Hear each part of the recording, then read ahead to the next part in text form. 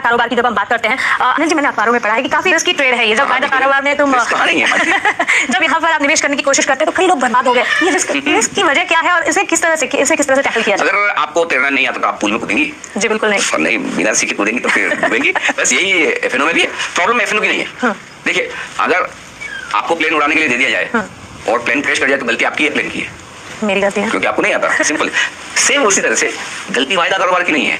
जो लोग बिना सोचे समझे, बिना पढ़े लिखे, बिना इसको जाने पहचाने करेंगे तो फिर ये दिक्कत तो आने वाली है। और फिर हम ब्लेम क्या करते हैं? अरे वायदा कारोबार में लोग बर्बाद हो गए, डूब गए, मर गए, रोड पर आ गए।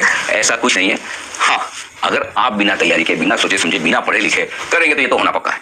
और ये किसी भी काम में होना पक्का है, वायदा कारोबार की ट्रेनिंग ही नहीं, किसी भी काम में। तो सिंपल ये है कि करने के पहले सीखे। ये है ना on the job training type वाला नहीं है कि करते करते सीख लें। पहले सीख लें, फिर करें, फिर लॉस करें और उतना ही लॉस करें जो आपको सिखाता रहे और उसके बाद फिर से ट्रेड करने के लिए जिंदा रहे। तो ये फॉर्मूला है वायदा कारोबार में शुरुआत। जैसे अनिल जी ने बोला, पहले आप सीखें और फिर इसमें कूदने की कोशिश करें। वायदा कारोबार ऑन द जॉब ट्रेनिंग बिल्कुल नहीं है। अनिल जी, आप मुझे एक बात बताइए, ट्रेडर्स और इन्वेस्टर्स, हम हर बार सुनते आते हैं कि ट्रेडर्स और इन्वेस्टर्स में एग्जैक्टली फर्क क्या होता है?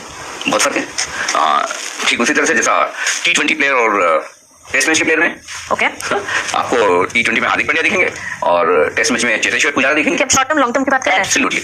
वायदा कारोबार का काम सिर्फ दो तरह से वायदा कारोबार होता है। एक तो ये कि प्योरली ट्रेडिंग के हिसाब से, जो आमतौर पर लोग मानते हैं, और दूसरा होता है हेजिंग के लिहाज से, यानी कि आपका कोई इन्वेस्टमेंट है, उसकी आप सुरक्षा करना चाहते हैं, जो हम थोड़ा आगे वाले एपिसोड्स में बताएंगे।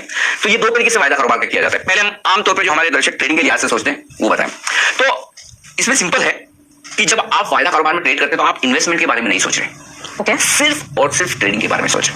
तो ट्रेडिंग की आपकी वो माइंडसेट होनी चाहिए, है ना? क्या होता है, ट्रेडर के लिए कुछ स्किल्स चाहिए, कुछ समझ चाहिए, कुछ डिसिप्लिन चाहिए कि कब आपको एंटर करना है, कब एग्जिट करना है, कितना लॉस करना है, कितना स्टॉप लॉस होना चाहिए, कितनी क्वांटिटी में करना है, एक दो ट्रेड में लॉस हो जाए तो रुक जाना है। ये 50 चीजें होती है ट्रेडिंग में, मतलब ज्यादा नहीं है, 25-50 एपिसोड होते हैं। इतना सब कुछ है। तो इन शॉर्ट में जो मैं बताऊं, तो आमतौर पर जो इन्वेस्टर्स वायदा कारोबार में, आमतौर पर जो ट्रेडर्स, मैं वायदा कारोबार को इन्वेस्टर कहता ही नहीं। अच्छा। वो ही नहीं इन्वेस्टर, एक्चुअली नहीं, इन्वेस्टर नहीं, ट्रेडर। वो ट्रेडर ही है, 100% ट्रेडर ही है। तो जो ट्रेडर्स है वो ट्रेडर ही है और शॉर्ट टर्म ही सोचें।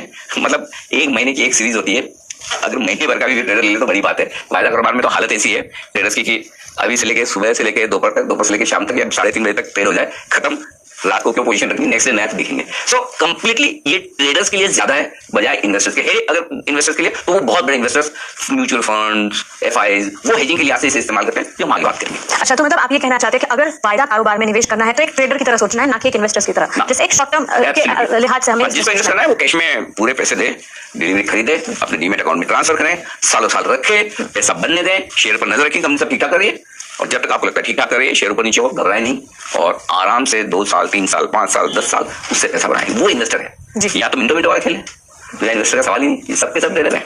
अच्छा, तो अनिल जी, एक सवाल ये भी है कि ये जो फ्यूचर एंड ऑप्शंस की हम बात कर रहे हैं, वायदा कारोबार या डेरिवेटिव मार्केट के, ये है तो इसी शेयर बाजार का हिस्सा। बिल्कुल। तो फिर ये शेयर मार्केट से अलग कैसे? हाँ, डेरिवेटिव्स, इसको डेरिवेटिव्स मार्केट कहते हैं। डेरिवेटिव्स मतलब क्या? डिराइव करना। डिराइव क्या करते हैं, यानी कि आपके पास कोई एक एसेट क्लास है जी, उसके बेसिस पर आप ट्रेड करना चाहते हैं। और वायदा कारोबार में एसेट क्लास क्या है? कोई इंडेक्स, जैसे सेंसेक्स, निफ्टी, बैंक निफ्टी, या फिर कोई स्टॉक, ये एसेट है जी, उसके ऊपर आप फ्यूचर्स वायदा आगे के समय के लिए ट्रेड करना चाहते हैं जी, उसको कहते हैं डेरिवेटिव्स। सिंपल फर्क क्या है? देखिए, एक सिंपल फर्क जो आपको समझ लेना है फ्यूचर्स और कैश मार्केट में क्या है। कैश मार्केट में जैसे हमने पहले भी बताया कि आज आपने शेयर खरीदा, पैसे दीजिए, डिलीवरी आ जाएगी आपके अकाउंट में 2 दिन बाद, रखिए, जब बेचना है डिलीवरी दीजिए, और जब बिक जाए आपके अकाउंट में पैसा आ जाएगा। लेकिन फ्यूचर्स में क्या होता है? फ्यूचर्स में आप ये करते हैं कि मैं एक ऐसा ट्रेड किसी के साथ कर रहा हूं जो एक फ्यूचर डेट पर मैं सेटल करूंगा, खत्म करूंगा।